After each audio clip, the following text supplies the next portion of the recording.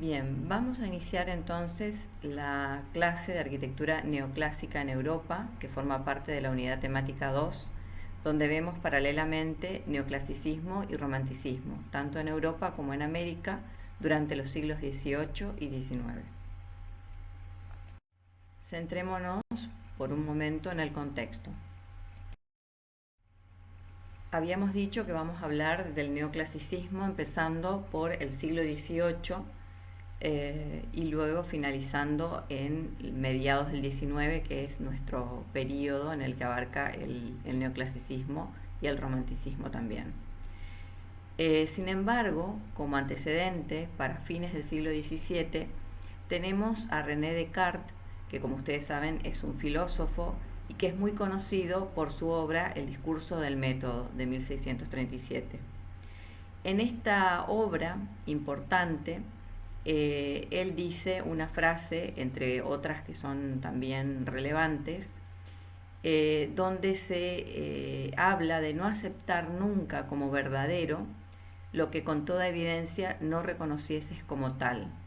Vale decir que evitaría cuidadosamente la precipitación y los prejuicios, no dando cabida en mis juicios, sino a aquello que se presente a mi espíritu de forma tan clara y distinta que no sea admisible la más mínima duda. Esto, de alguna manera, está poniendo en evidencia el espíritu que va a inaugurarse con Descartes, pero que va a extenderse durante lo que llamamos nosotros todo el neoclasicismo. Esto es, de que va a ser más importante todo cuanto se pueda racionalizar de la realidad. Es decir, según Descartes, la realidad está inmersa en un montón de cuestiones casi de fantasía que junto con los sentidos nos marean, nos pierden, nos hacen no conocer la verdad y la realidad, y lo único que sí nos permite conocer la verdad y la realidad del mundo es nuestro propio pensamiento.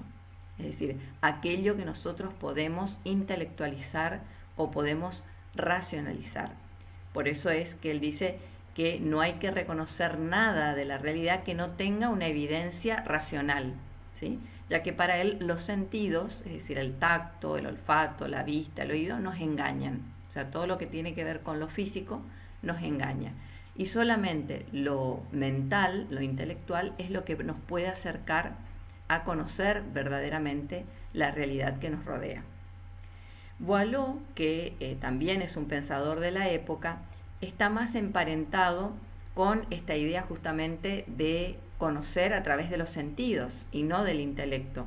porque en realidad Boileau está más cercano a la poesía, al arte, y por tanto el comentario que hace Boileau respecto de Descartes y de su obra es que justamente esta obra ha degollado, dice él, la poesía. Es decir, ha echado por tierra todo lo que tiene que ver con las sensaciones, con lo poético, con el arte. Aquí vemos entonces ya profundamente caracterizada la idea de la época, la idea predominante de la época. Para el siglo XVIII ya se va a instaurar lo que luego vamos a conocer como Ilustración o la época del Iluminismo. Denis Diderot, que también es un pensador, se va a encargar de compilar todo el conocimiento que empieza a hacerse evidente en esta época, que se empieza a dar a conocer y que circula, digamos, entre los grupos de intelectuales, y que pensamientos que por otra parte están profundamente marcados por esta idea de Descartes del racionalismo y de conocer a través del intelecto, y ese conocimiento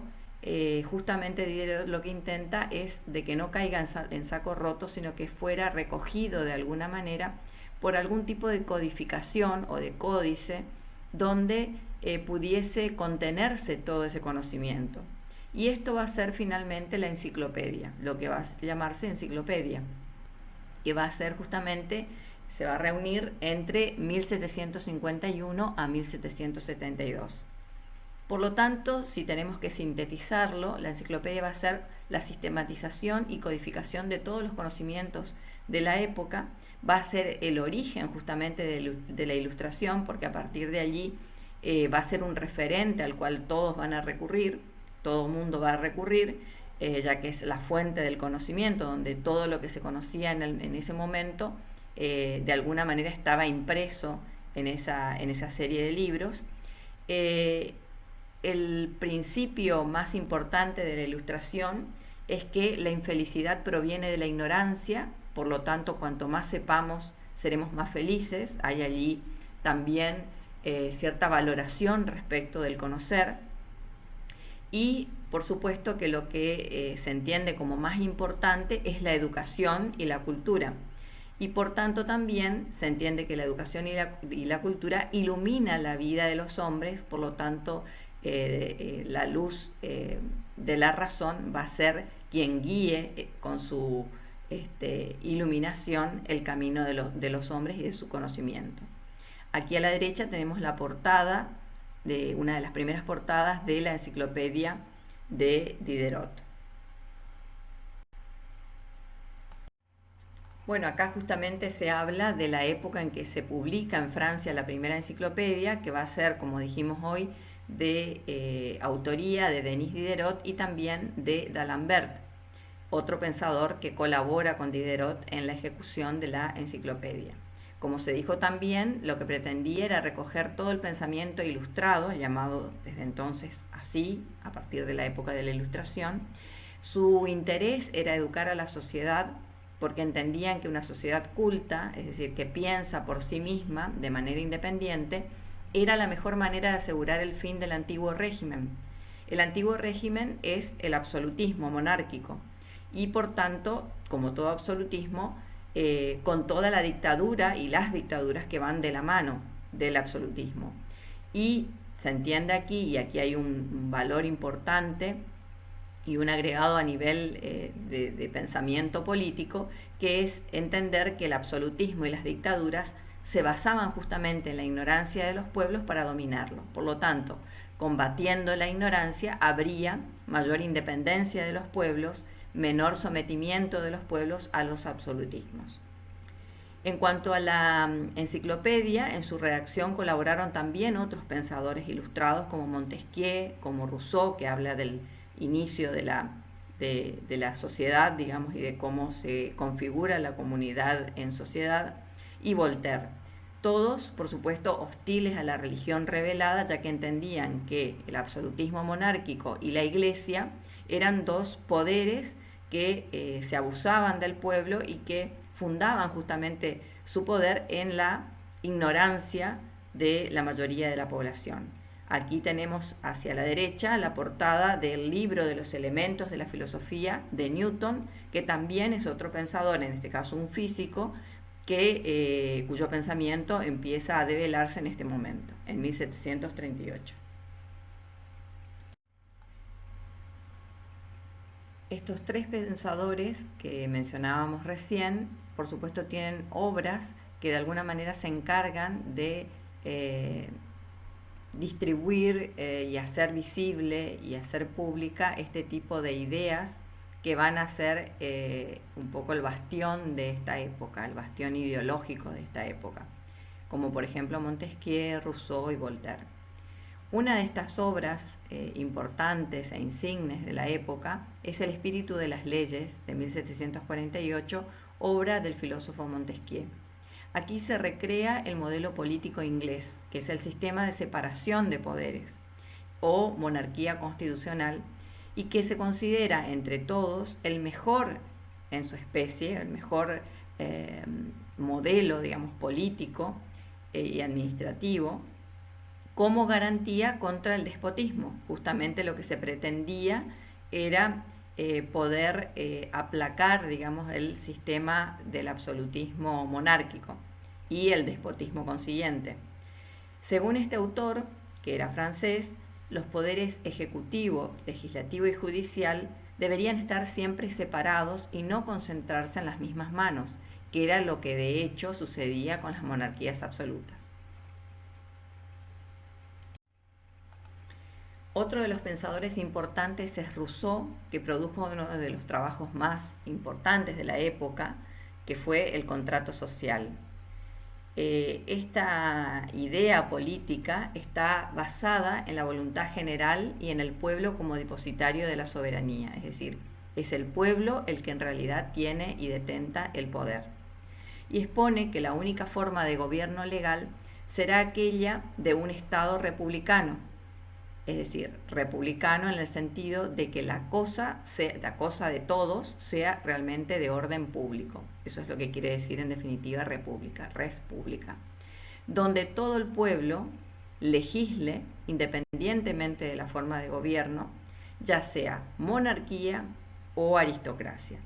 Esto no debería afectar la legitimidad del Estado, ya que el Estado se consolida y se basa en el poder del pueblo. En el mismo sentido, otro pensador, Voltaire, alcanza su renombre justamente por sus escritos literarios, entre ellos La Henriada, que también es una obra por un lado política y filosófica también, donde demuestra lo crítico que era respecto de la situación actual y del régimen absolutista. Voltaire cree que existe un sentimiento universal e innato de los hombres en la justicia y que esto debe reflejarse en las leyes de todas las sociedades. Por tanto, la ley debería ser igual para todos, o sea, debería legislar del mismo modo para todos, de manera equitativa. También entiende que la vida en común exige una convención, es decir, un ponerse de acuerdo, un pacto social para preservar el interés de cada uno. El instinto y la razón del individuo lo llevan, en definitiva, a respetar y promover este pacto para su bien y para el bien común. Hasta aquí lo que hemos visto en cuanto a pensamiento va cercando, como ustedes ven, va dibujando cuál es el perfil de esta época, la época de la racionalidad, del pensamiento donde se exige de los hombres un alto grado, digamos, de racionalidad en sus comportamientos, en dejar sus apetencias personales en pos del bien común, como lo dice Rousseau en el contrato social, para el bien de todos, pensando en una legislación que sea igual para todo el mundo, donde el poder resida en el pueblo y luego nombre a sus representantes y que estos representantes a su vez dividan este poder en los tres poderes del Estado, configurados en la forma de la República, que son el poder ejecutivo, el legislativo y el judicial, en distintas personas, ¿sí? Todo esto de alguna manera orientaba el destino de la Europa de ese momento, con Francia a la cabeza, pensando en justamente oponerse a las monarquías absolutas y su poder también despótico sobre los pueblos de toda Europa. Esto en cuanto a las ideas. Ahora, en cuanto a las artes, también había una revolución en este sentido y con la misma orientación. Se entendía que las artes ya no deberían ser, como decíamos al principio, una cuestión sensorial, sino que las artes podían y debían tener un carácter científico, es decir, comprobable y racional. Entonces, la creación en este sentido prácticamente se limitaba a ser una imitación de una serie de cánones, y eso es lo que vamos a ir viendo después más adelante, cómo se pone en práctica esta idea en las artes en general y en la arquitectura en particular. Esta imitación de una serie de cánones o de patrones que se consideraban realmente modelos a imitar van a ser impartidos en las academias, que son escuelas, grupo de intelectuales que van dando este conocimiento a otras personas que son los alumnos y que reciben este conocimiento a partir de todo lo dicho anteriormente respecto de la enciclopedia, de las ideas en general y de lo que cada una de estas academias va a tomar como modélico, digamos, como elementos a imitar. En general, las academias hasta ese momento, teníamos algunas en Italia desde el siglo XVI, pero a partir de ahora, justamente a partir incluso de la crítica fundada en ciertos principios que son académicos y principios racionales, sobre todo, e intelectuales, aparecen otros elementos fundantes de una nueva academia que va a ser mucho más racional y que va a estar representada sobre todo por la Academia Francesa. Esta es a la derecha la portada del diccionario de la Academia Francesa de 1835, ya en este caso en una edición avanzada sobre el siglo XIX. Bueno, estas ideas va a dar por resultado un cambio intelectual fundamental, que es lo que nosotros denominamos ilustración o iluminismo. Esta vida va a ser menos idealista, menos espiritual, menos dogmática, pero sí más pragmática, más fundada en lo que se conoce como, o se entendía que era la realidad, una realidad que podía ser racionalizada e intelectualizada, por lo que habíamos visto antes, incluso según lo que nos decía Descartes. Una política menos dominada por la religión y por la monarquía y más tendiente a el bien común y a las convenciones entre ciertas fuerzas importantes de cada una de las poblaciones. Esto justamente produce de que haya un gran debilitamiento de la monarquía, aunque una de las que prevalece, digamos, por ser tan importantes, es la de los Luises en Francia, que todavía pertenecen al antiguo régimen. El Estado que se va a configurar como un nuevo Estado va a ser el de un cierto equilibrio político entre la vieja monarquía, que todavía preexiste en el caso de Francia, y estas nuevas fuerzas intelectuales que empiezan a aparecer. A esto se llamó, a este halo político que empieza a reinar en esta época, se llamó o se le dio características de ser un clasicismo conformista. Este clasicismo menosprecia el barroco en el sentido que entiende que el barroco es todavía la manifestación en arte y estética de un mundo decadente, un mundo que representa a las viejas monarquías, al antiguo régimen y que representa, por supuesto, también a la Iglesia y la Contrarreforma. Por lo tanto, como contrapartida a esta partida estética del barroco, se apuesta por un tipo de arte y de arquitectura que va a tomar sus bases en el clasicismo. Es decir, en un momento de la historia del arte donde las formas y las reglas estaban reguladas justamente por un racionalismo muy evidente, muy fuerte, y que se convierte en patrón de todas las expresiones artísticas.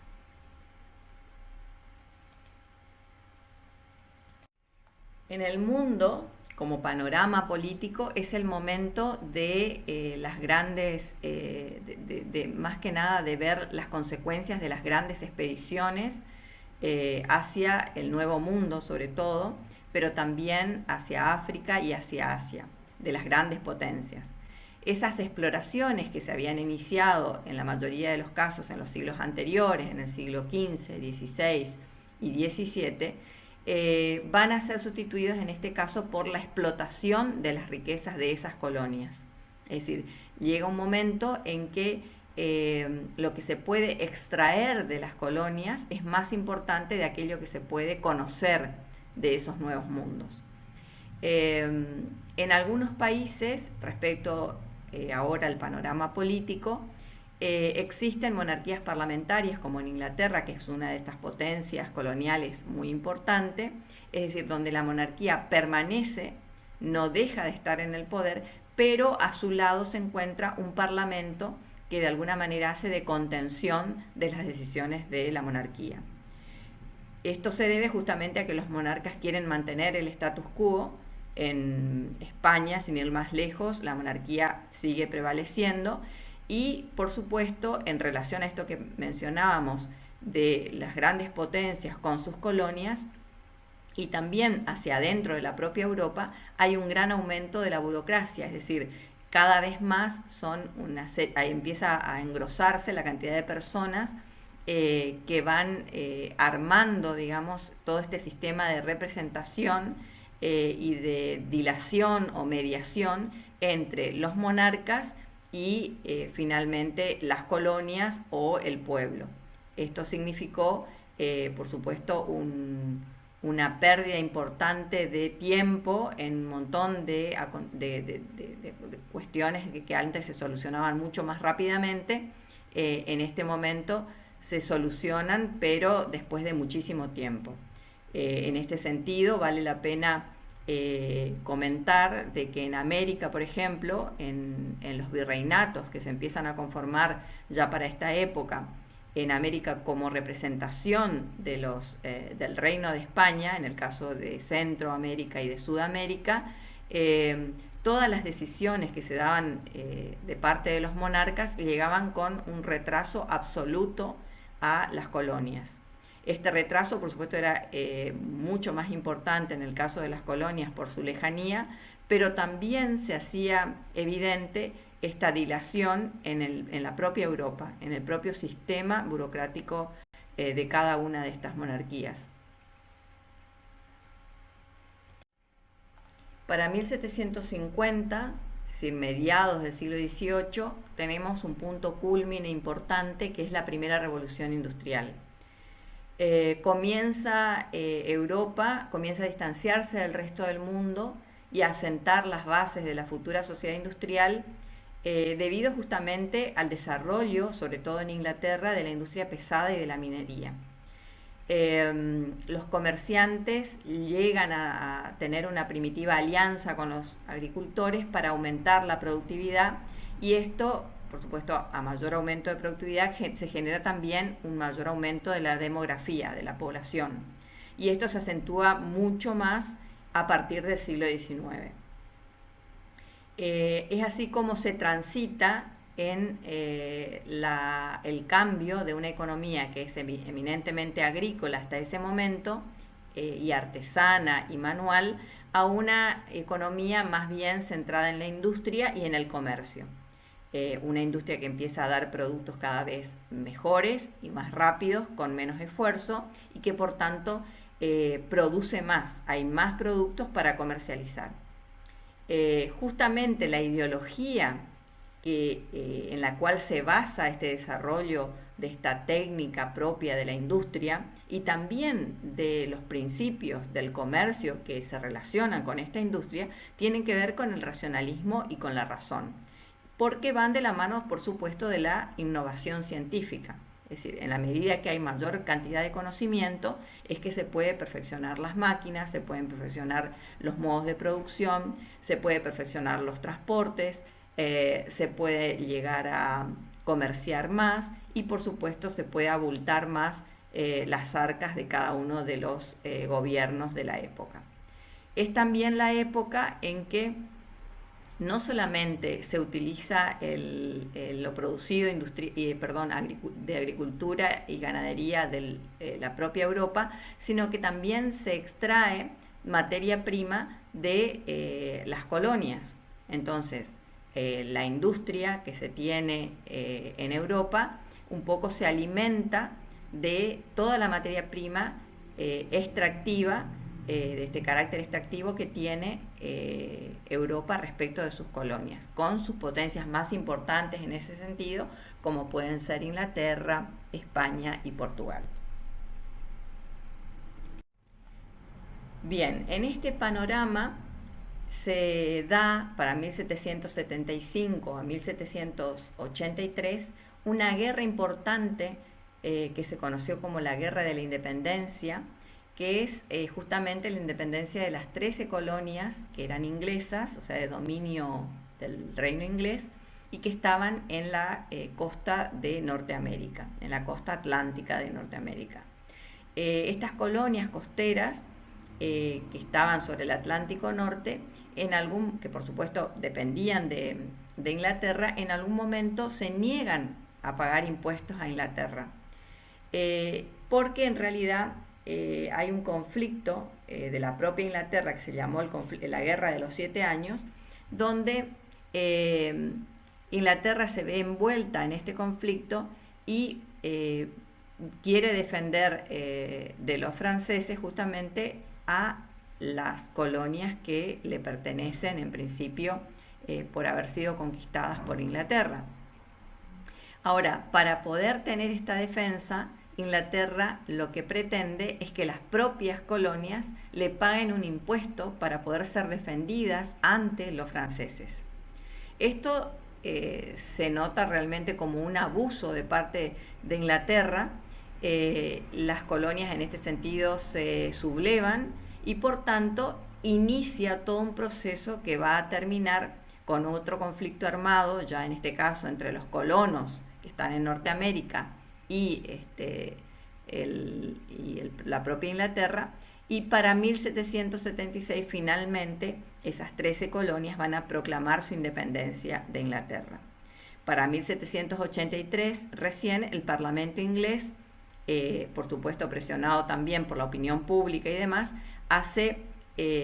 finalmente reconoce la independencia de estas colonias y es el paso final, digamos, y definitivo de la independencia absoluta de Norteamérica respecto de Inglaterra. El otro acontecimiento muy importante de la época, y también con los mismos principios de libertad, digamos, y de independencia, es la Revolución Francesa para 1789.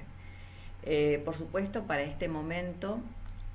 había un descontento muy marcado hacia la monarquía,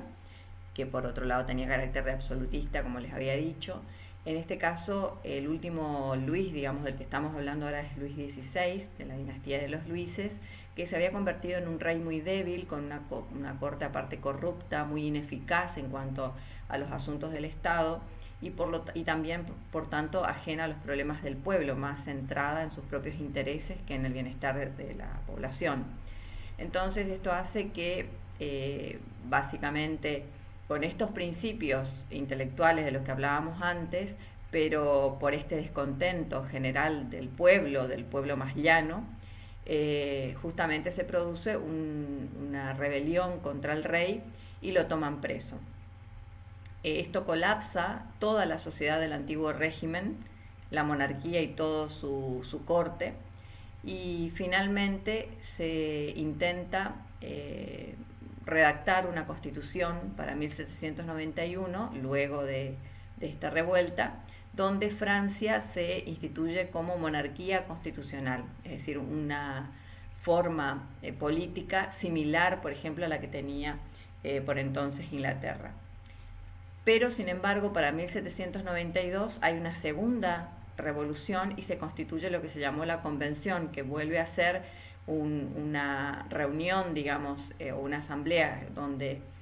se tiene por objetivo la redacción final de una constitución, donde incluso se empezó a pensar en lo que podría ser la noción de sufragio universal, o sea, era una reunión de personas que tenían ideas muy avanzadas para la época, pero finalmente no llega a feliz término. Lo que sí sucede es que en ese transcurso se ejecuta a Luis XVI para 1793, pero en general todas las monarquías de ese momento se alían, digamos, justamente por el temor de que cuestiones como modélicas hasta cierto punto, como podrían ser la Revolución Francesa y la institución de la Convención, pudiese tener imitaciones en sus propios países. Por tanto, temiendo que este conflicto se extienda y merme su poder sobre sus propios países, declaran la guerra a Francia en la llamada Guerra de la Convención. Por lo tanto, la Convención no llega a su objetivo. Luego se instala el terror, que es un tiempo realmente de revueltas y de absoluta anarquía en Francia para luego instituirse el consulado a partir de Napoleón Bonaparte y bueno, allí ya va a aparecer todo el gobierno de Napoleón I. En este contexto es importante también que veamos otras expresiones que devienen ideológicamente de los mismos principios del neoclásico, pero son manifestaciones de otro tipo, son manifestaciones estéticas. En este caso vamos a hablar de la pintura. Esta pintura que la pinta David es señalada usualmente como el momento cúlmine, digamos, o más importante en lo estético, que da inicio a lo que llamamos neoclasicismo en el arte. El tema del juramento de los Horacios, que se llama así este cuadro de David de 1784, es un tema en realidad romano, o sea, se remonta al siglo VII a.C., cuando una batalla entre los curiaceos y los romanos, que eran dos pueblos que estaban en pugna, van a batirse, digamos, en una guerra, y para ello se alistan los hermanos curiaceos por un lado y los hermanos porque estaban por parte de Albania, y los hermanos Horacios por parte de Roma. La tragedia de esta historia, que es romana, y tomen en cuenta que no es casual de que se tome como tema justamente hablar de un tema clásico como es el de Roma, justamente, o sea, de remitirse al clasicismo romano para tomar el tema. Decía, la tragedia de este tema es de que las hermanas, tanto de los Horacios como de los curiaceos, estaban cada una de ellas casada con la hermana del curiaceo con un Horacio y la hermana del Horacio con un curiaceo. Por lo tanto, muera quien muera en esta batalla, siempre alguna iba a quedar lastimada, ¿no? sin su marido. Entonces, en este cuadro, la escena que se llama el juramento de los Horacios es cuando el padre toma el juramento a los hermanos, por eso extienden ese saludo extendiendo el brazo, jurando con sus espadas para tomar las espadas y unirse a la batalla, y que al mismo tiempo hacia la derecha se encuentran las hermanas acongojadas porque saben de que de alguna manera iba a ser triste el final para algunas de ellas. En cuanto a el tema, entonces, aquí vemos que el tema es eminentemente épico, es decir, triunfal, es una historia de guerra y es una historia de tragedia también. Se remite a Roma, a la Roma antigua, que va a ser el patrón y el punto de mira en general de todo el neoclasicismo, así como Grecia. Y por otro lado también hay cuestiones que son clásicas, pero ya ahora a nivel de la composición del cuadro. Por ejemplo, el hecho de que la jura en sí toma el centro del cuadro, la jura de los Horacios, es decir, las manos de los Horacios y la del padre junto con las espadas, el centro mismo del cuadro, de la composición. Detrás hay una arquitectura claramente clásica como escenario de fondo, los personajes secundarios, en este caso balanceando una especie de composición equilibrada, digamos, entre los Horacios de un lado y las mujeres del otro lado, sopesan, digamos, la composición de manera que haya proporcionalidad en ellas. Y como podemos ver acá, también puede marcarse entre los arcos de la arquitectura de atrás un sistema de composición áurea perfecta, ¿no? Un rectángulo áureo perfecto. Y por supuesto todas las tensiones en cuanto a la composición, la diagramación de la composición y las tensiones visuales focalizadas en este centro, que es donde está justamente la jura de los soldados. Es decir, tema y composición son netamente clásicos. David se va a convertir justamente por esta afinidad a pintar temas épicos, heroicos, y con composiciones clásicas, se va a convertir en el pintor por excelencia de Bonaparte, cuando Bonaparte ya es el gobernante luego de todo este proceso que vimos posterior a la Revolución, o sea, ya para iniciando el siglo XIX. Bonaparte se hace pintar, fíjense, como un héroe en su cabalgadura, en un caballo blanco,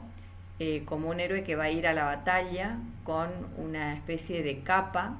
muy al modo de las capas romanas, porque es muy evidente siempre el tratar de asemejarse a los emperadores romanos. Esta siempre fue la debilidad de Napoleón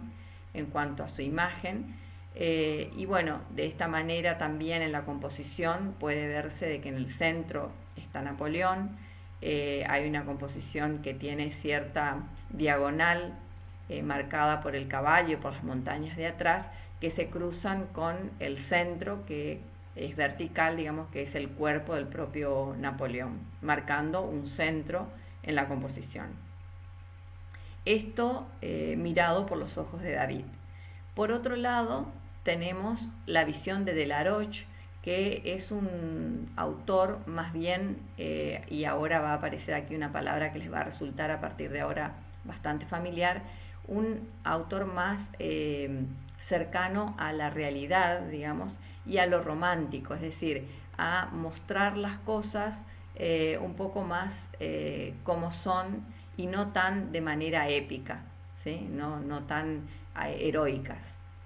Y Delaroche lo que hace es justamente plasmar la imagen también de Bonaparte cruzando los Alpes, fíjense, 50 años después prácticamente, pero con una imagen seguramente más cercana a la imagen que pudo haber tenido realmente Bonaparte cruzando los Alpes, es decir, el brioso caballo que aparece a la derecha se transforma en un pequeño burro que va apenas subiendo con mucha dificultad la montaña, y Napoleón, que parecía realmente un Adonis griego, digamos, en la imagen de la derecha, se convierte en un señor más bien tosco, petizo, regordete, y que tiene hasta un semblante de aflicción y de dolor cruzando los Alpes. Aquí de nuevo otra pintura, en este caso de Juan Antonio Rivera. El tema vuelve a ser romano, o sea, vuelve a ser la Roma clásica. Este es un tema que en la historiografía romana ha quedado de manera muy indeleble, digamos, marcada, que es la de Cincinato, que era un patricio, es decir, era una persona que era un noble, que se dedicaba a las tareas agrícolas, y que decían que era como un ejemplo de honestidad y de valentía, ¿no? Que era mirado por Roma como si fuese un héroe, pero que se había dedicado a las tareas de labranza de su propia finca, y en varias ocasiones se retira de la escena pública y política para retirarse a sus tareas agrícolas. En este momento justamente sucede lo contrario, es decir, el momento cuando lo llaman para que él pueda dictar como al Senado una serie de leyes que vayan a ser importantísimas para Roma, y por lo cual Cincinato se ve obligado a abandonar justamente sus tareas agrícolas. Este episodio narra un poco este momento, y la pintura está tratando de inmortalizar esta circunstancia tan cara al sentimiento romano. Aquí también el tema es romano, como decía, es heroico en cierto sentido por el personaje del que estamos hablando, porque es considerado como un ejemplo de rectitud y de honestidad, es decir, que hay una valoración por detrás que acompaña también, un sentido moral que acompaña el cuadro, y también en la composición, ya que el personaje principal, por supuesto, está en el centro de la composición.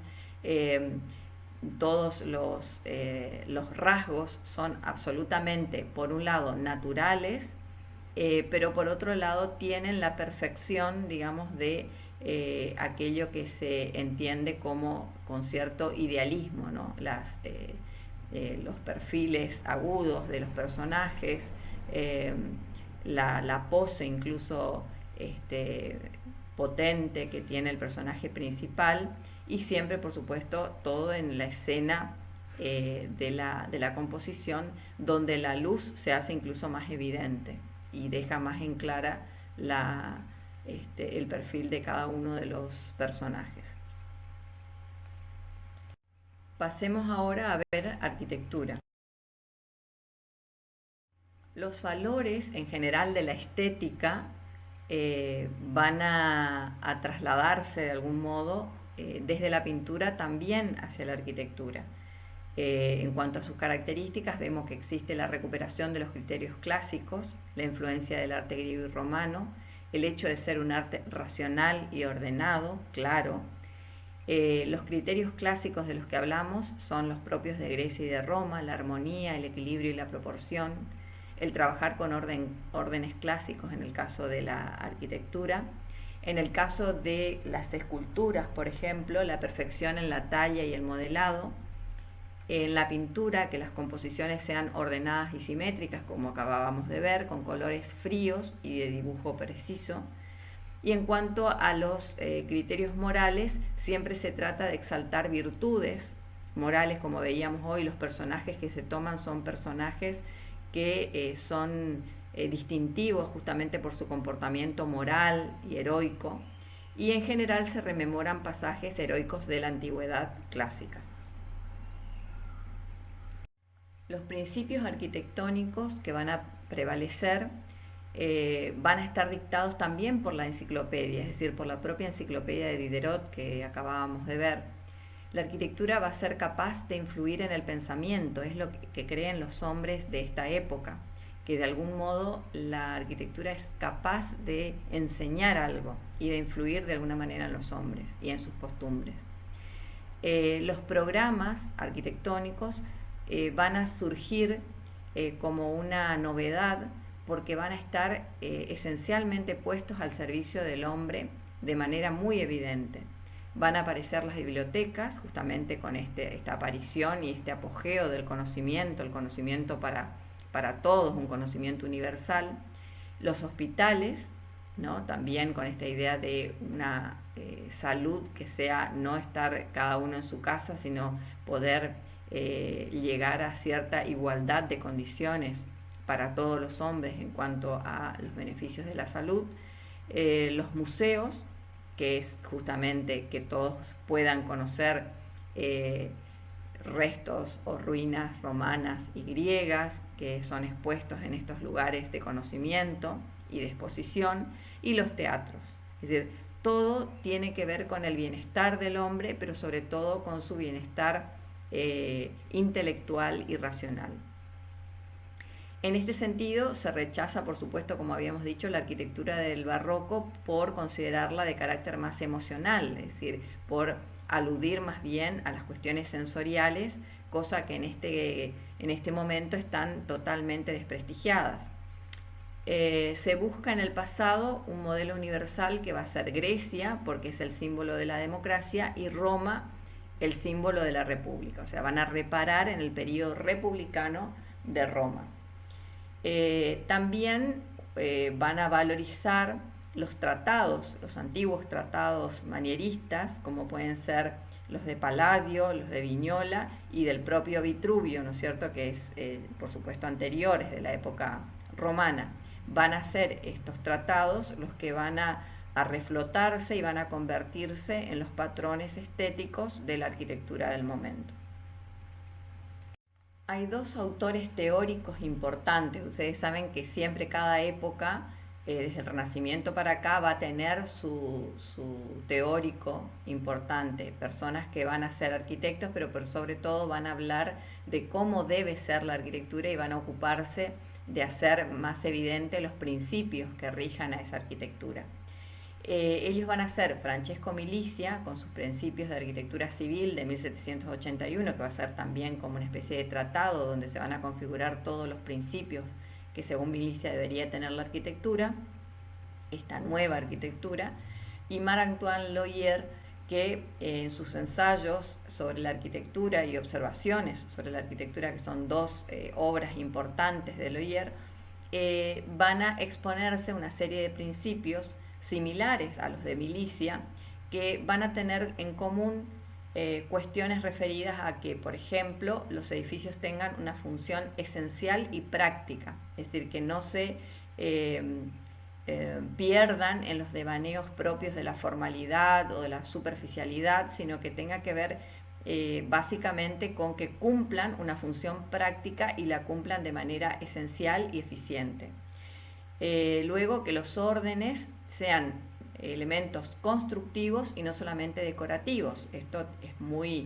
una noción muy griega, digamos, ¿no? O sea, que los órdenes no sean decoración aplicada, sino que sean en sí mismos elementos constructivos y estructurales. Luego, que exista una preeminencia de lo funcional sobre el ornato o la decoración, que es lo que decíamos también al principio, es decir, se trata de hacer un tipo de arquitectura que sea útil al hombre, que solucione los problemas del hombre y que le sirva, utilitariamente hablando, a los nuevos programas que empiezan a aparecer en este hombre, que es un hombre nuevo, que se plantea de manera distinta y que empieza a tener una relación muy particular con el conocimiento. En la primera etapa de lo que consideramos nosotros la arquitectura del neoclasicismo, aparecen algunos ejemplos que en realidad están en la linde entre lo que fue el barroco y el antiguo régimen y lo que comienza siendo este nuevo tipo de arquitectura. Justamente uno de esos edificios tiene que ver con el Petit Trianon, por ejemplo, que es una pequeña obra que en realidad se hace para Luis XV en Versalles, o sea que todavía estamos dentro de lo que sería la última etapa del barroco, pero que va a tener rasgos más clásicos, que es este que vemos a la derecha en la parte superior. Lo hace Ange-Jacques Gabriel y es la representación también de la última monarquía, es decir, el último tramo del Ancien Régime, que va a ser una monarquía que se conoce como monarquía ilustrada, es decir, una monarquía que trata de coquetear con los principios propios del clasicismo, que por supuesto no va a ser un clasicismo de ruptura, sino va a ser un clasicismo conformista, como por ejemplo el de Luis XVI, que es justamente la última expresión de esta monarquía en Francia. Otro de los edificios es la Plaza de la Concordia, que es la que vemos aquí, tiene este obelisco que se ha traído de Roma, que está en su centro, y que tenemos la imagen actual, ¿no es cierto?, de la Plaza de la Concordia, y luego la imagen antigua de la época en la parte inferior derecha. En esta plaza es donde fueron ejecutados, pasados por la guillotina, tanto María Antonieta como Luis XVI durante el final de la Revolución Francesa. Bueno, otros de los artífices de este momento, tanto intelectuales como personas que han hecho realmente descubrimientos que han fundado los principios del neoclasicismo, es Winkelmann. Winkelmann es un anticuario y un historiador alemán que justamente preconizaba que la única manera de llegar a ser grandes era con la imitación de los griegos, y que justo se encuentra en Nápoles cuando se descubren las ruinas de Pompeya y Herculano, que ustedes saben son estos restos romanos que habían sido sepultados por las cenizas del volcán Vesubio en una erupción que sucedió siglos atrás, en la época romana, y que una vez que ellos descubren estas ruinas, poco a poco van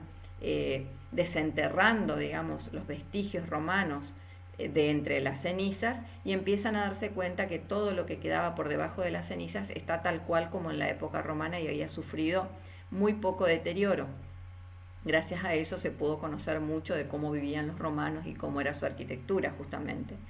Este descubrimiento se hace en 1748 y va a aportar un elemento documental muy importante para conocer lo que fue la arquitectura clásica, y que por supuesto va a tener su impronta en la arquitectura actual de ese momento, que va a ser la arquitectura neoclásica. La obra de Winkelmann donde se recoge un poco estos principios que tienen que ver con la arquitectura griega y romana, es Historia del Arte de la Antigüedad de 1764. Otro autor muy importante, pero en este caso que se dedica a realizar grabados, ¿no es cierto? Ustedes saben que los grabados eran estas planchas de metal que se coloreaban con tinta y que luego se imprimían en papel, ¿no? Y que realizaba una especie de interpretación de las ruinas romanas, ya que no eran exactamente las ruinas como se las veía, sino le daba cierta alteración. En general, alteraba sus proporciones y se les daba mayor monumentalidad. Luego también tenía otro tipo de grabados que ya no tenían que ver con ruinas, sino más bien con visiones más bien fantásticas, que en algunos casos sí abrevaban en principio en algunas ruinas reales romanas, pero que luego empezaban a contaminarse, digamos, de visiones más bien cercanas a la fantasía, como pueden ser las Carceri di Invenzioni, que son para 1745 una serie de grabados donde aparecen estas visiones fantasmagóricas y fantásticas. Se toma Piranesi como un referente en cuanto al hecho de que también ha estudiado evidentemente las ruinas romanas, pero en cierto sentido está más cercano a la visión romántica y no a la neoclásica, en el sentido de que no es un fiel documentalista de estas ruinas, sino que utiliza las ruinas para crear un arte muy singular, muy propio, y que se escinde, digamos, de la racionalidad que pretende el neoclasicismo. En arquitectura podemos hablar de fases simplemente para hacer cortes donde vemos cierta homogeneidad en los resultantes arquitectónicos. En principio podemos hablar de los orígenes y el clasicismo, que sería una primer fase, y ahora vamos a ver cuáles podrían ser algunos de estos ejemplos. Bien, como habíamos dicho hoy, justamente podemos localizar en esta primera fase, que está cabalgando entre la última parte del barroco y el principio del clasicismo, al Petit Trianon, que como les decía es un pequeño pabellón de casa que hace Luis XVI dentro del predio de Versalles, y que lo manda hacer por Gabriel, ¿no? Por este arquitecto de la corte. Fíjense que si uno empieza a mirar en cuanto a planta, incluso al trazado de su jardín, tiene una simetría clara, por lo menos en su fachada, es un volumen puro, es una composición muy equilibrada. También en relación a su alrededor, a su entorno, en cuanto a su paisaje, también acá lo vemos, por ejemplo, en un círculo rojo para que ustedes vean la localización dentro de Versalles. También tiene una composición en sí mismo muy clásica, muy estructurada. Si vemos el lenguaje, vemos que aparecen unas columnas jónicas, un poco escindidas, digamos, separadas de la pared en la parte central, una clara simetría, la aparición de una plataforma, ¿no es cierto?, con una escalera central, cuyos tramos se lateralizan hacia izquierda y hacia derecha. Vemos también la idea de un zócalo en el propio edificio y de un friso o entablamento por encima de las columnas. Y para finalizar, un ático con pretiles en su coronamiento. Otro edificio importante de esta primera época es la iglesia de Santa Genoveva, que comienza siendo realmente una iglesia, es decir, teniendo características religiosas, y luego en la época de Napoleón va a convertirse en mausoleo o panteón de los héroes. Por eso se la conoce también como Panteón de París. Es de 1754, la hace Soufflot, y en cuanto a su composición es básicamente una cruz griega con una cúpula en su centro, en la intersección de la cruz, con una fachada muy al estilo el Panteón de Agripa, el Panteón de Roma, donde este pórtico aparece con 6 columnas exentas, con un frontis al estilo griego, y remarcando, por supuesto, el acceso, con una clara simetría y una composición absolutamente clara.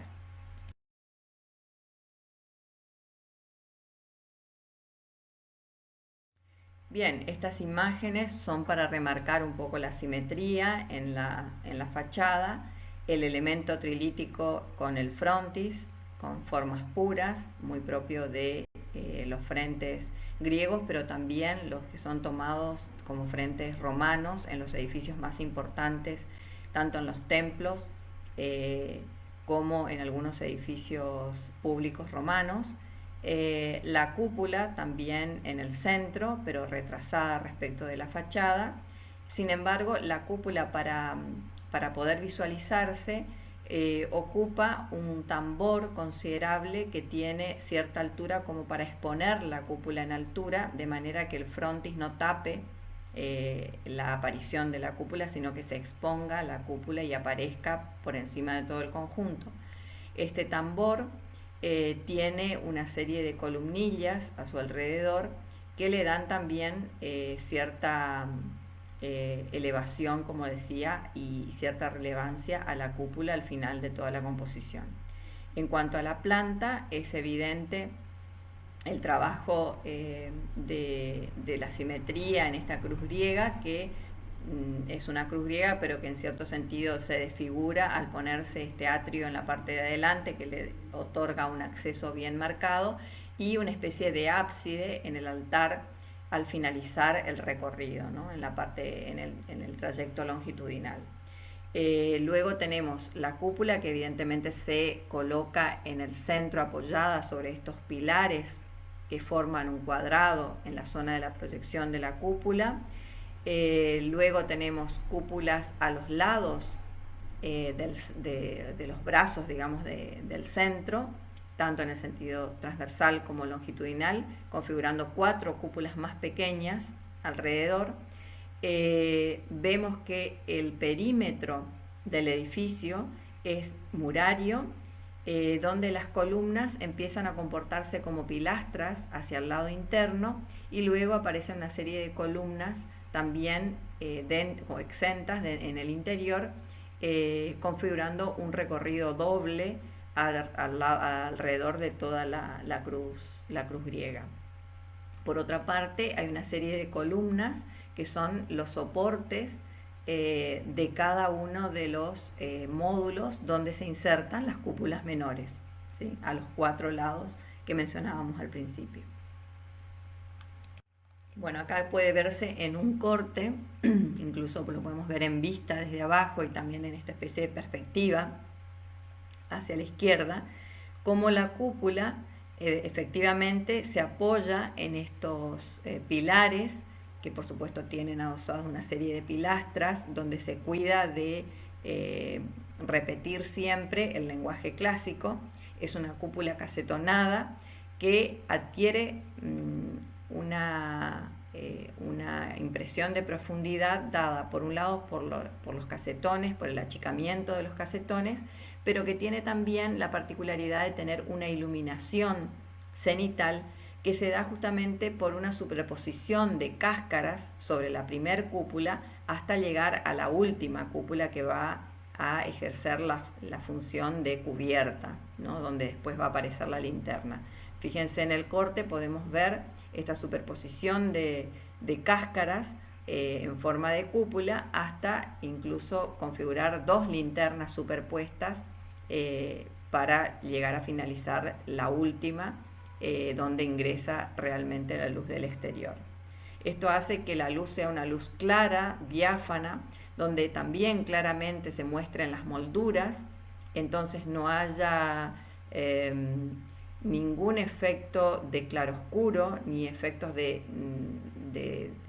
secretos o de sorpresa, como podía suceder en el caso del barroco, sino que todo está claro, ahí presente, todo puede verse, todo está delineado perfectamente en cuanto al lenguaje y a la decoración. En cuanto a su estructura, como pueden ver también aquí en el corte, tiene un sistema murario, pero para las cúpulas ya empieza a trabajarse con insertos metálicos de hierro en el interior de los muros, de manera que esto ayude a la tensión para soportar el peso de la cúpula. ¿Sí? Es decir, este tema de insertar hierro en la propia mampostería, que aunque quede oculto de todas maneras trabaja estructuralmente, es muy propio de esta fase del neoclasicismo. Bueno, aquí desde afuera un poco la perspectiva para que nos demos cuenta cómo la intención es justamente que la cúpula pueda verse, y podemos ver algunos antecesores, como por ejemplo la cúpula que hace Miguel Ángel para San Pedro Vaticano, que la vemos allí, es una cúpula que también se posa sobre un tambor, en este caso con columnas apareadas, o el caso de San Pablo en Londres, donde también existe un tambor de columnas antes de llegar a la cúpula principal. La segunda fase es la que se denomina de los arquitectos revolucionarios o utópicos. Se los llama así porque la mayoría de ellos se han adentrado tanto en las referencias racionales e intelectuales de los principios teóricos que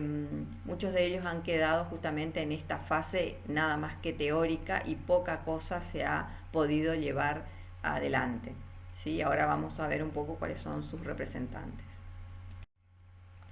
Aquí tenemos el caso de Claude Nicolas Ledoux, que hace las Salinas de Joux. En realidad todo el proyecto tenía que ver con una especie de proyecto del tipo de trabajo, es decir, era un lugar de trabajo porque eran unas salinas donde estaba la zona extractiva de la salina, pero después tenía el lugar de procesamiento de la sal, que eran una especie de grandes galpones donde esto se procesaba, y a su vez se contemplaba no solo el lugar de trabajo, sino también el lugar de residencia, tanto para los trabajadores como para los patrones de cada uno de los sectores de los trabajadores, como para el patrón general.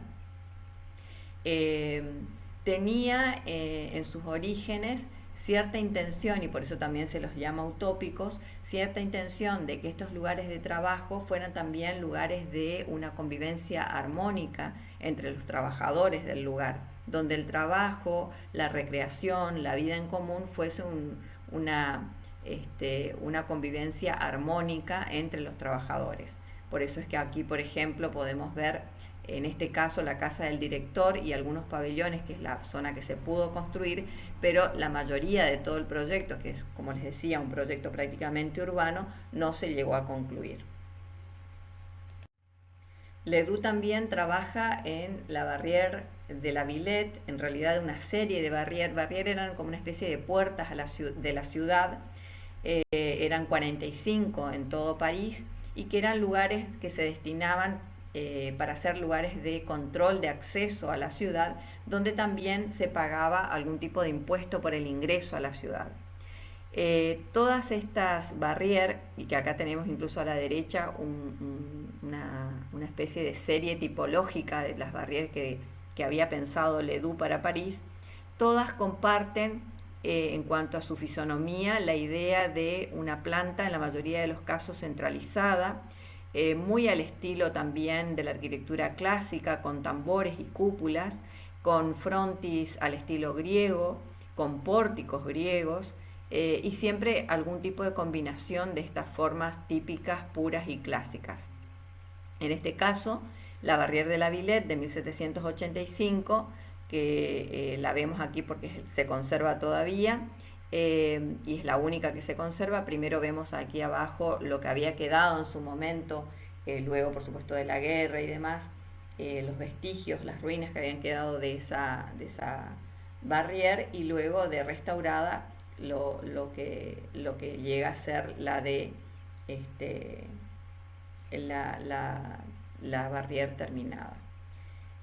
También podemos ver una imagen de una planta, por ejemplo, que ustedes ven es muy clara, también es muy precisa en su composición, y una perspectiva. Fíjense que la barrière está digamos, como puerta a la ciudad, pero frente a la puerta se abre como una especie de gran acequia, como un gran lago artificial, circunvalado por o lateralizado en realidad por una serie de plantaciones como de de árboles simétricamente colocados, de manera que no solamente importaba la forma de la barriera en cuanto a su fisonomía o su lenguaje, sino también la forma en que se implantaba dentro de la ciudad, que también seguía unos ejes y una simetría muy, muy rígida. Aquí tenemos el caso de Boulez, que en realidad quizás es de los dos, es decir, entre Ledoux y Boulez. Boulez es probablemente quien ha dejado sus obras sí en fase de proyecto. Esto pretendió ser un lugar donde dejar las cenizas de Newton. La idea era que tuviese que ver también con las teorías de Newton, de la gravedad y demás. Por eso es que se configura esta especie de gran esfera. Fíjense que vuelven otra vez a aparecer las formas puras.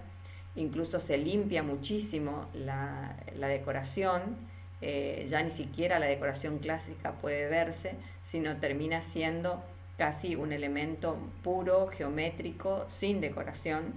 donde en todo caso la propia decoración es la forma. En general, así esta característica tienen los proyectos de Boulez. En este caso, en el cenotafio, en esa especie de círculo que estaba pendulando en el centro del cenotafio, donde se iban a colocar las cenizas de Newton, y esta especie de gran coraza esférica iba a tener una serie de perforaciones, que lo vemos aquí en la maqueta, donde de día penetraba la luz solar adentro y creaban como una serie de rayos iluminando el interior hacia el centro, y durante la noche había una luz interna que daba luces al revés, digamos, desde el interior hacia el exterior, como una especie de haces de luz saliendo desde el interior hacia el exterior. Bien, de estos cenotafios, por ejemplo, tiene varios proyectos, en este caso el estilo egipcio, que es como un cono, digamos, semejando metafóricamente a lo que podría haber sido una pirámide o las formas propias de lo egipcio. Luego también tiene un proyecto para la Biblioteca Nacional de París, que tampoco se construye y que también tiene estas formas absolutamente puras. Fíjense lo que proyecta para su interior, ¿no es cierto? Una especie de gran bóveda casetonada con una iluminación central, que es la imagen que vemos hacia la derecha, con todos los anaqueles con libros hacia los costados, y donde prevalece, por supuesto, esta direccionalidad y esta simetría absoluta del espacio. También hay un proyecto de restauración para un sector de Versalles, del Palacio de Versalles, donde rectifica algunas cuestiones que estaban ya planteadas en el Versalles del Barroco, pero que también queda en proyecto y nunca llega a hacerse realidad. Finalmente, como suele pasar con todos los periodos, hay una tercera fase, que es la de la internacionalización del neoclásico, es decir, cuando se empieza a difundir el neoclásico en otros países fuera de Francia. Acá dentro de París todavía tenemos el Arco del Carrousel, que si uno lo mira piensa que es un arco de triunfo romano, sin embargo es un arco de triunfo que se hace para la época de Napoleón, lo hacen Percier y Fontaine, que son los arquitectos de Napoleón para 1806, pero son prácticamente una copia, por eso hablábamos de la mímesis y la copia de los arcos de triunfo romano. Luego la calle Rivoli para 1801, que también estos arquitectos de Napoleón empiezan a hacer una rectificación de los edificios de la ciudad para que los edificios tuviesen una fisonomía similar. O sea, esta idea de la igualdad, de la repetición, del ritmo, también son propios de la arquitectura del clasicismo y son retomados en el neoclásico, en este caso a nivel urbano.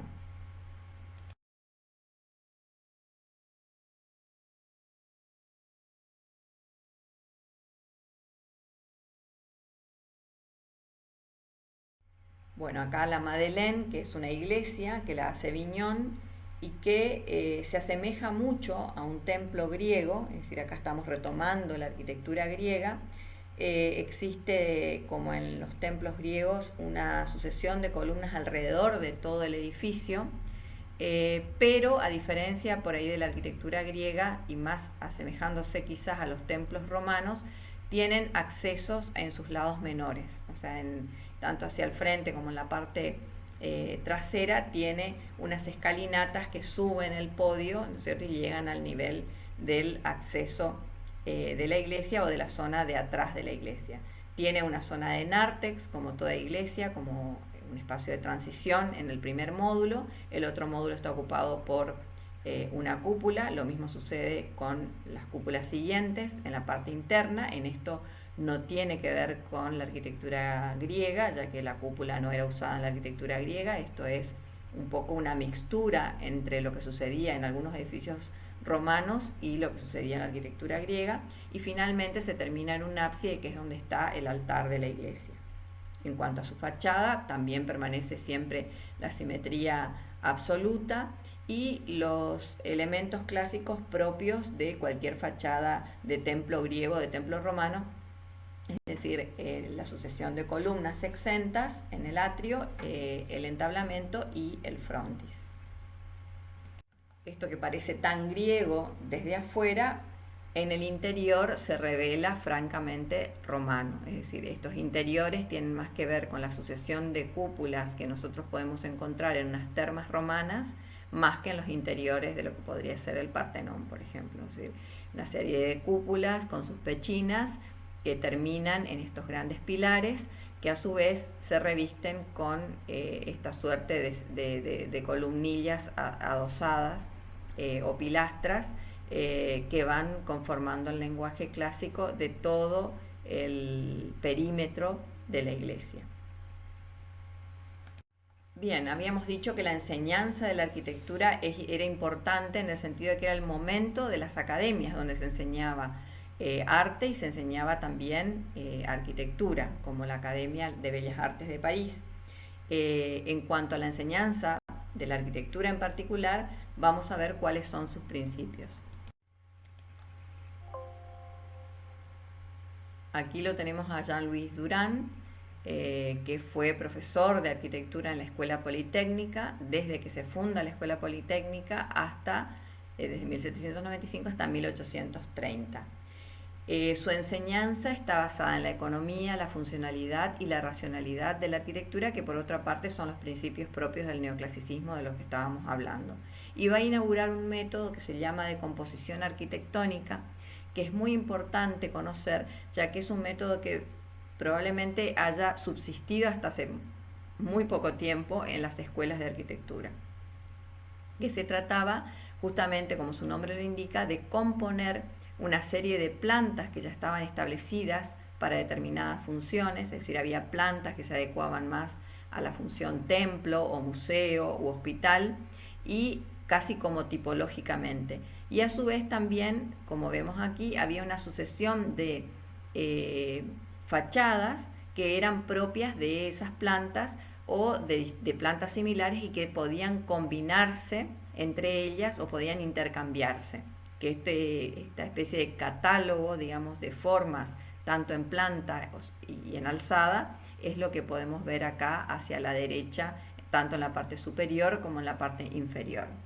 Esto es lo que se enseñaba en la Escuela Politécnica y es lo que se enseñaba como método de composición, que era como se hacía arquitectura. Se componía como si fuese un rompecabezas, formando la totalidad de la arquitectura a partir de sus partes, de una determinada planta sacada de un catálogo y de una serie de fachadas también sacadas de catálogo.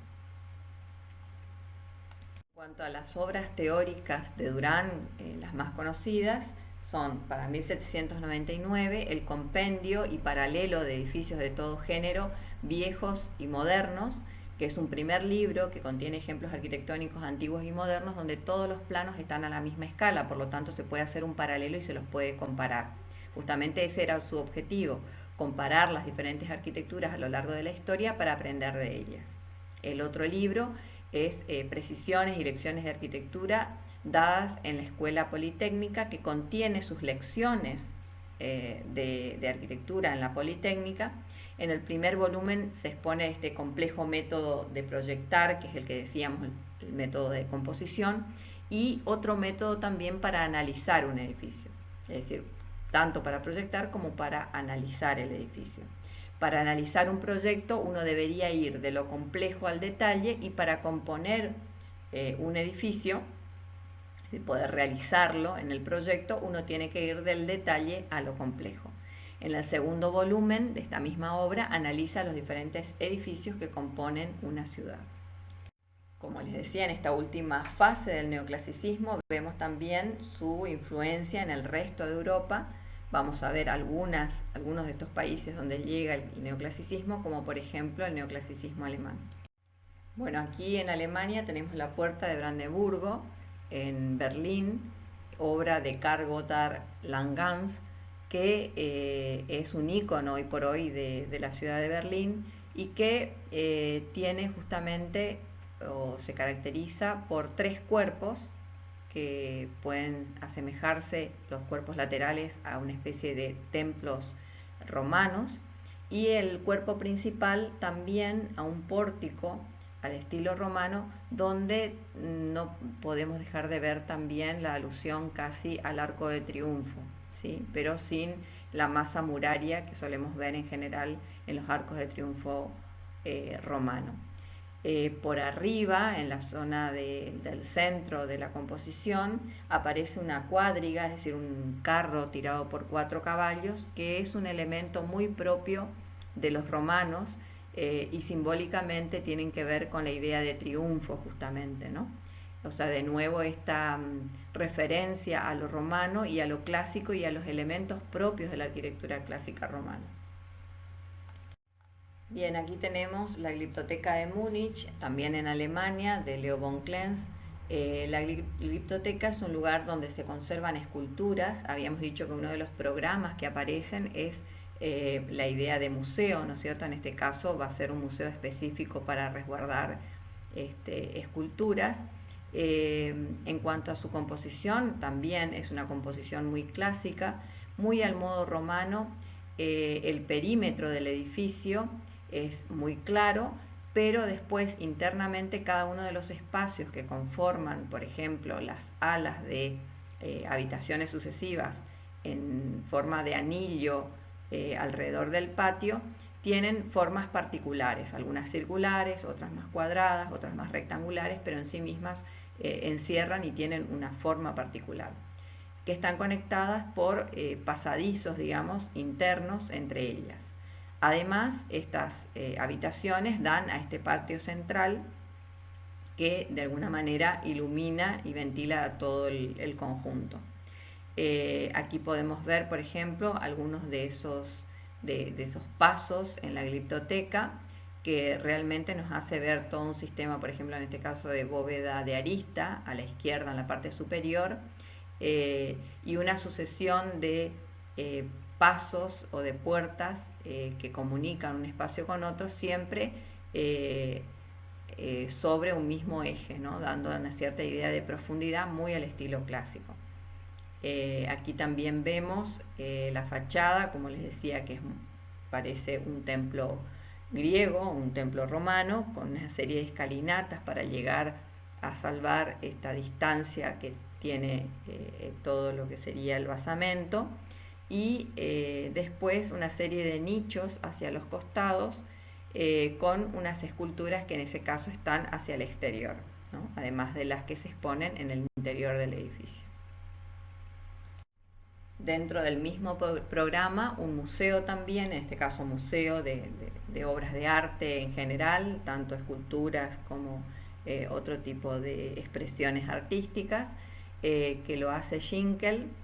para 1828. Como ustedes ven, es un edificio que se muestra muy horizontal, muy extendido sobre el terreno, como una especie de gran caja sostenida por esta suerte de pantalla de columnas jónicas en su frente, y solamente vemos una especie de zona central hacia lo alto que apenas sobresale por encima del entablamento. Cuando entramos, distinto a lo que aparece desde afuera, nos encontramos que en la zona central tenemos una zona circular, una habitación circular que es como la más importante, que es la zona de las esculturas, donde se exponen tanto en planta baja como alta una serie de la colección de esculturas más importantes del museo. Esa sala circular va a tener también como cubierta una cúpula que para nada es visible desde el exterior. Es decir, desde el exterior tenemos la idea planar, digamos, donde se nos aparece más bien esta noción de arquitectura griega, de sistema trilítico, mientras que por dentro sí se nos aparece la idea de cúpula romana. Y cuando digo cúpula romana, lo digo en más de un sentido, porque si ustedes miran la imagen de la izquierda, van a ver que este casetonado de la cúpula nos recuerda muchísimo a lo que es la solución del Panteón de Agripa en Roma. Por otra parte, hacia la derecha pueden ver ustedes el corte que explica, digamos, por qué nosotros desde afuera, desde el exterior, solamente vemos esta composición tan horizontal y no podemos ver la cúpula, la que se encuentra disimulada, digamos, por esta especie de muros que encajan a la cúpula y le dan esta fisonomía más bien cuadrangular desde el exterior. Vamos a ver ahora entonces el neoclasicismo inglés. En este caso vamos a ver a Cleddeston Hall de 1759, obra de Robert Adams. Es una arquitectura mucho más pesada que la arquitectura grácil que veíamos, por ejemplo, sobre todo en el periodo intermedio más clásico del neoclasicismo francés, pero que aquí podemos ver cómo ocupa Adams como inspiración, digamos, una villa de Palladio, ¿no? La villa Mocenigo de Palladio, donde aparecen estas dos alas como brazos, digamos, que abrazan el exterior y que de alguna manera vuelve a repetir Adams en esta finca de Cleddeston Hall. En su composición tiene simetría, es muy clara, es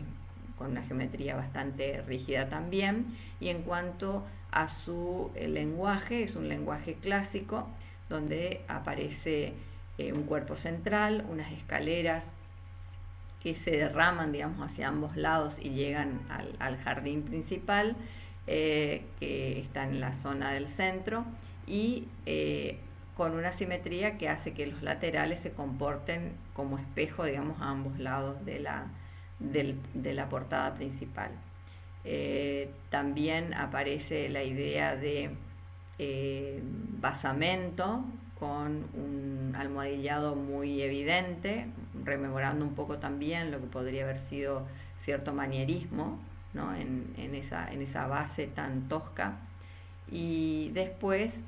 un coronamiento dado más que nada por el remate del entablamento que está siendo soportado por las grandes columnas del frente, y luego un tejado que directamente es la cubierta de toda la composición. Soane es quizás uno de los autores ingleses neoclásicos más importantes. Este es el Banco de Inglaterra. Su interior es una gran zona circular, el espacio principal, inspirado, según se dice, en el Panteón de Roma, y esto lo podemos ver en su cúpula y en el manejo de luz, que va, según las distintas horas del día, iluminando distintos sectores de ese gran espacio central. En su frente vemos que es un frente monumental que tiene 3 instancias, una primera con una serie de columnillas a modo de pilastras adosadas a la pared, que hace la primer recoba, digamos, el primer nivel, luego un segundo nivel con un almohadillado bastante importante que oficia de base para el último nivel, que es el que finalmente tiene este sistema de columnas apareadas que sostiene el frontis, ¿no? Por supuesto que siempre vemos, como en todo edificio clásico, una clara simetría, todo este lenguaje quizás bastante más complejo de lo que veíamos en los edificios franceses, sigue siendo un lenguaje clásico, probablemente más inspirado en las obras de Palladio, que es un autor que se va a retomar mucho en el neoclásico, y sobre todo el neoclásico en otros países fuera de Francia, como en este caso en Inglaterra. Y ahora veremos el neoclasicismo en España. Así como estaba Soane en Inglaterra, lo tenemos a Villanueva, Diego de Villanueva en España, particularmente en Madrid, que para 1773 hace un edificio como este, que evidentemente tiene que lidiar, digamos, con un entorno que no es absolutamente regular, porque es un edificio entre medianeras, como podemos ver aquí el lote, pero a pesar de eso se inscribe en ese lote de una manera muy rígida, muy clásica, con una geometría muy evidente y muy controlada, digamos, por ciertos parámetros clásicos.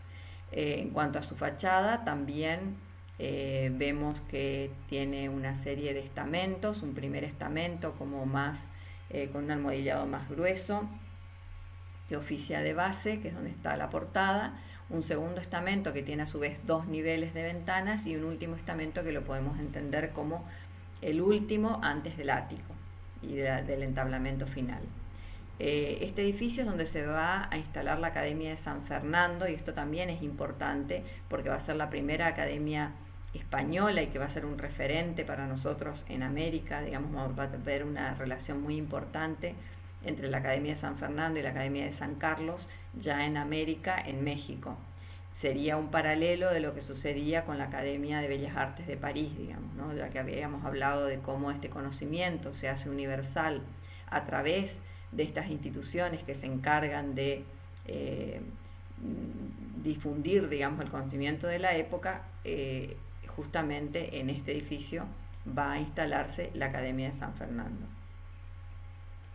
Del mismo Juan de Villanueva también va a ser un observatorio. Fíjense el planteo, por un lado, también como de cruz, casi cruz griega, digamos, con una zona central que va a tener la función de observatorio. Y la función en este caso tampoco es arbitraria ni es gratuita. El observatorio significa un lugar de conocimiento de los astros, es decir, que llegaba incluso hasta a todas las ciencias. La arquitectura daba lugar a todas las ciencias que tuviesen que ver con adelantar conocimiento y con hacer conocer a todo el mundo nociones que hasta ese momento no habían sido develadas todavía, como el tema de la ciencia astronómica. Y por otro lado, otra obra también de Villanueva, el Museo del Prado, que es una obra bastante singular porque es muy longilínea, alargada sobre el terreno, que tiene también una composición de todas maneras muy clásica, con un centro bien evidente y con dos cuerpos laterales que son, en planta se ven, y que son los que vemos también en alzada, como estos cuerpos de un gran entablamento soportado por las 6 columnas. Y acá tenemos otro autor español, Ventura Rodríguez, que trabaja más bien con programas que tienen relación con la iglesia. Por un lado, la fachada de la Catedral de Pamplona en 1783, donde es claramente y muy evidente lo clásico de esta fachada, con este frontis triangular en el centro, con las dos torres a los costados, con una simetría clara. Y por otra parte, la fachada del convento de los agustinos, que también vuelve a trabajar sobre un centro con una portada importante, con una visión más bien más horizontal, digamos, donde apenas emergen las dos torres a derecha e izquierda,